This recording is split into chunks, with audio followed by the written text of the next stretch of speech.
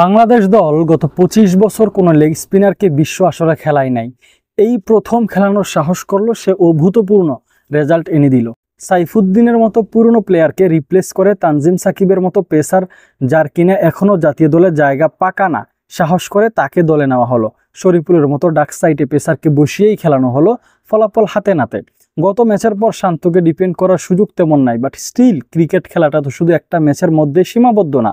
গত ম্যাচটা যদি সাইডে রাখি, রিয়াদ, সাকিব বা লিটনদের মতো ভেটেরানদের বাদ দিয়ে শান্তকে 3 ফরম্যাটের ক্যাপ্টেন্সি দিয়েও একটা সাহসের কাজ করা হয়েছিল।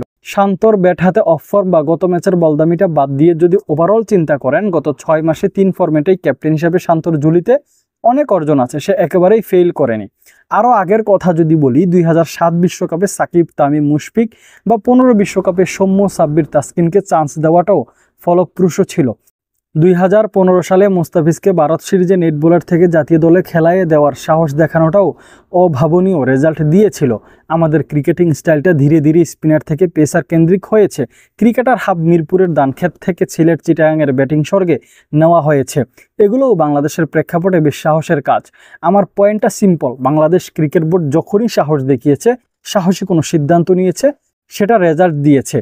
একদম ব্যাকফায়ার করেছে এমন কেস খুবই কম। আমি খুব বড় কোনো ইনসিডেন্ট মনে করতে পারি না যেখানে আউট অফ দ্য বক্স চিন্তা করে বাংলাদেশ একেবারে ডুবেছে, বরং সাহস না দেখাইয়ে ভীতু ডিসিশন নিয়েই ডুবেছে, যেমন গত ম্যাচ। এখন আমার প্রশ্নটাও সিম্পল, এই 5 জন সিনিয়রকে একেবারে ইকুয়েশন থেকে বাদ দেওয়ার সাহসটা বাংলাদেশ ক্রিকেট বোর্ড কেন দেখাইতে পারতেছে না? এত কিছু করতে পারলে এই সামান্য জিনিসটা কেন করতে পারবে না তারা?